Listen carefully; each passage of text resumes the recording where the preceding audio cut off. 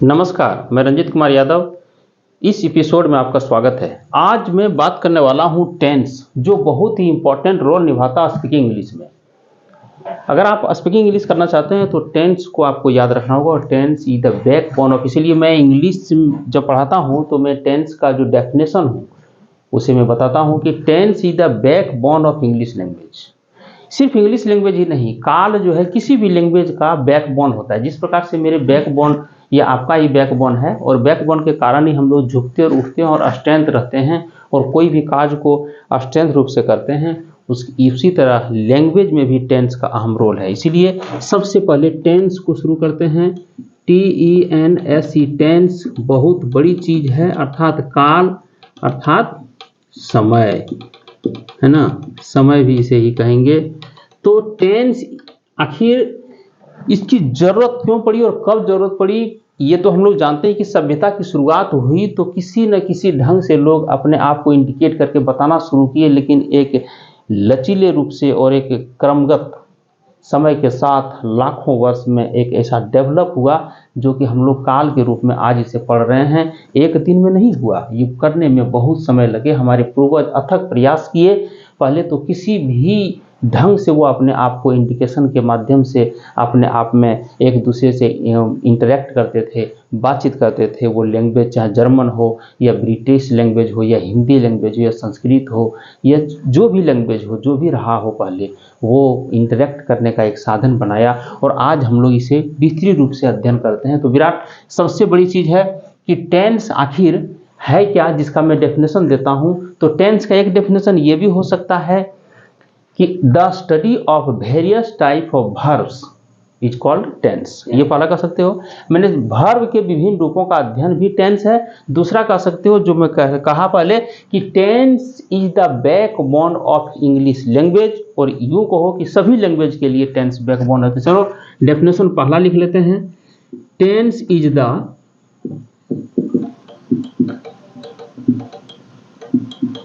Backbone of English language. बेटा इसका हिंदी क्या होगा? काल अंग्रेजी भाषा की रीढ़ है।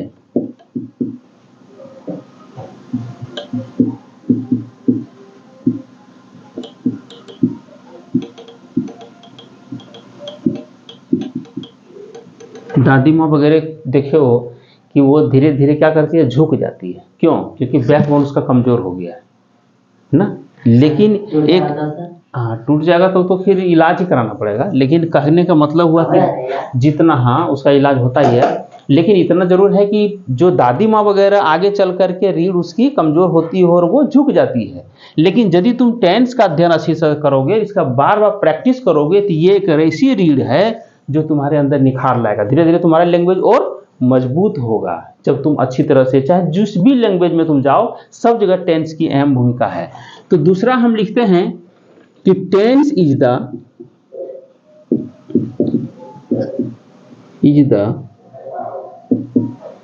Study of various type of verbs. देखो ये भी बेटा जानना जरूरी है।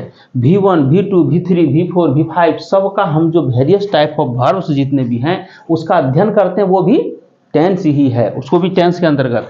अर्थात क्रिया के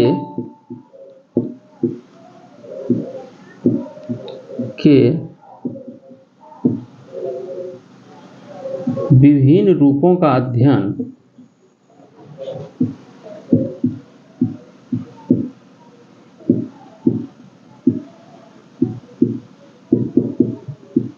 काल कहलाता है।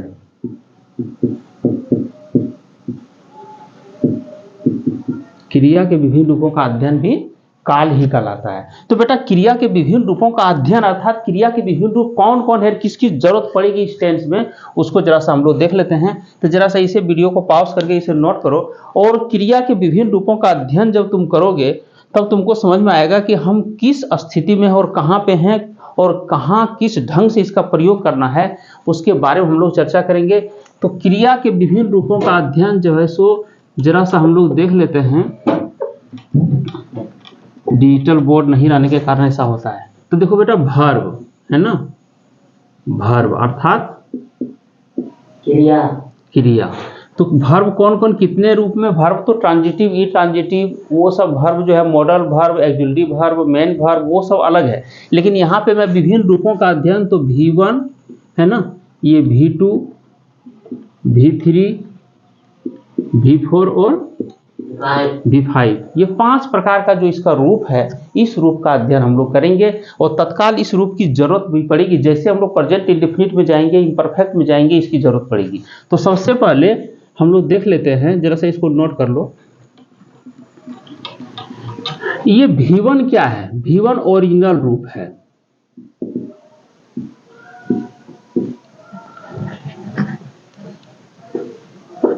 ना, ओरिजिनल, NAL, यही ना होगा ओरिजिनल। V2 ये ED रूप भी हो सकता है या वोवेल चेंज हो सकता है, इसमें वोवेल चेंज भी हो सकता है। ये भी ED रूप या EN रूप है ना, EN रूप में भी जाएगा, या यहां भी वोवेल चेंज हो जाएगा, इसमें भी वोवेल चेंज हो जाएगी। और ये ING रूप है, और ये S या ES रूप है। बेटा जरा सा मैं एक वर्ब को लेता हूं, ओरिजिनल रूप मान लो प्ले को ले लेता हूं। प्ले मीन्स खेलना। तो खेलना हम ले रहे हैं, देखो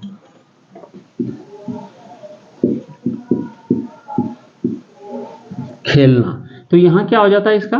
V2 प्लेड। इसका हिंदी क्या होता है? खेला। क्या होता है? हाँ, खेला इसमें, या खेलता था, खेला या खेलता था। जैसे इसको नोट करना, देखो कैसे कैसे मेरा जो है ओरिजिनल रूप जो खेलना है उसमें ना जरूर लगा हुआ है, लेकिन ओरिजिनल रूप जो हम खेलना लिखेंगे वो यहाँ प्ले को यहाँ ले लेते हैं और यहाँ लिखेंगे खेलना। जरा सा गौर करो, सिर्फ हम इसी को, और यहाँ पे लगा देते हैं, क्योंकि V1 को इंडिफिनिट में अक्सर यूज करते हैं। तो क्या होता है? राम खेलता है, सीता हंसती है। तो खेलता है ना, या खेलता हूं, ये सब चीज यहीं पे रहेगा। ठीक है। अब इसमें क्या हुआ? खेला या खेलता था, यहां पे था भी आएगा, खेलता था। इसमें क्या है बेटा? यहाँ पे प्लेड होगा, लेकिन यहाँ पे खेला है, खेला था, खेला होगा, तीनों आ सकता है ना। खेला है, था, होगा। देखो बेटा यहाँ पे, और इसमें क्या ING रूप में क्या होता है? तो इसमें भी प्लेड ही होता, PLAYED, और यहाँ ING सिर्फ जोड़ देना है प्ले में, तो हो गया प्लेइंग, और ये हो गया प्लेज, प्लेइंग और प्लेज।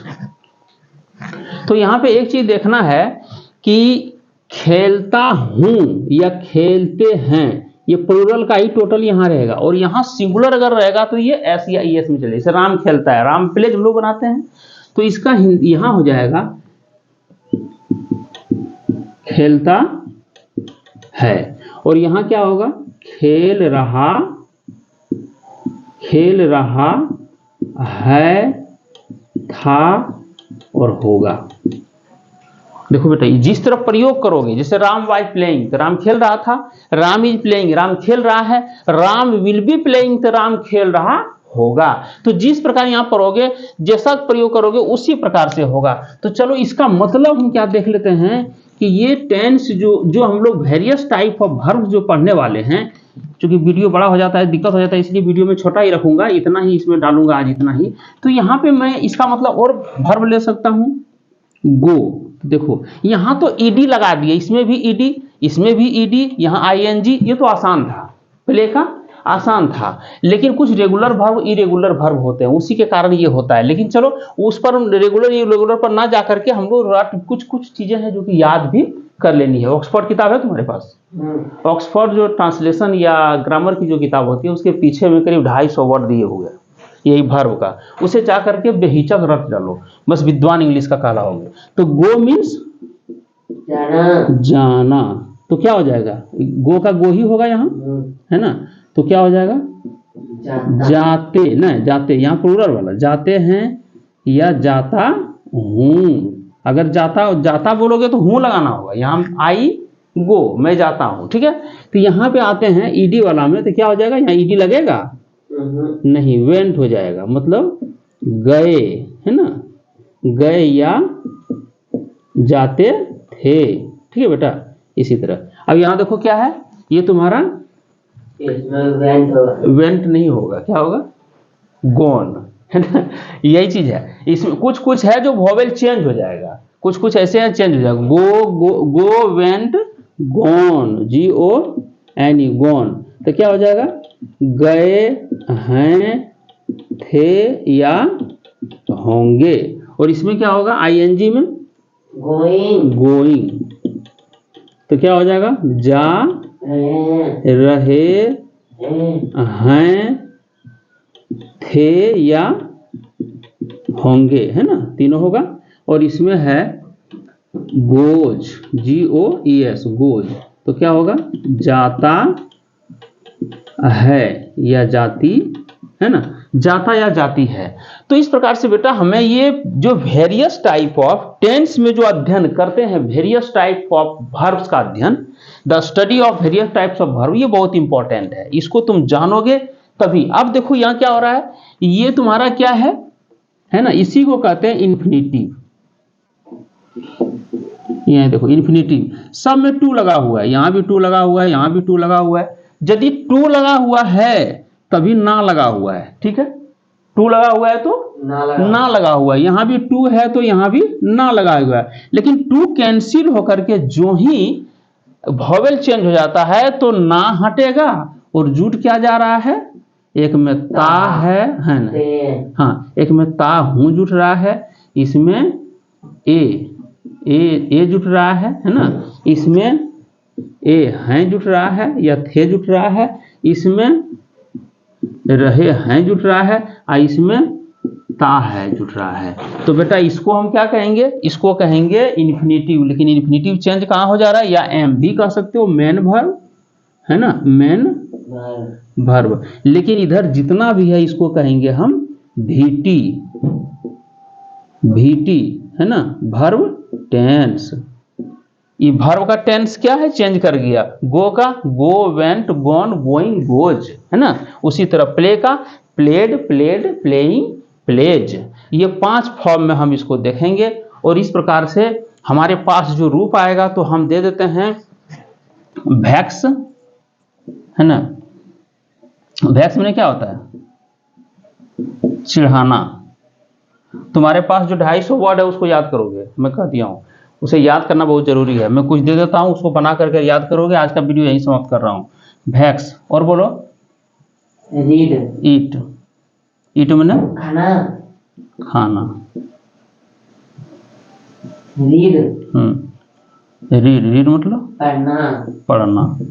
और सीट मतलब बैठना। इसका बेटा 5 रूप बना करके और हमें दिखाना है, और जो नहीं बने उसे बताना है। और याद करने का तरीका भी वहाँ पे देखो जा करके, 250 वर्ड बिल्कुल याद करना है। अगर वीडियो में पहली बार चैनल को लाइक, सब्सक्राइब, शेयर करना भूलिएगा। नमस्कार, नए वीडियो के साथ पुनः मिलते हैं। जय हिंद साथियों, जय भारत।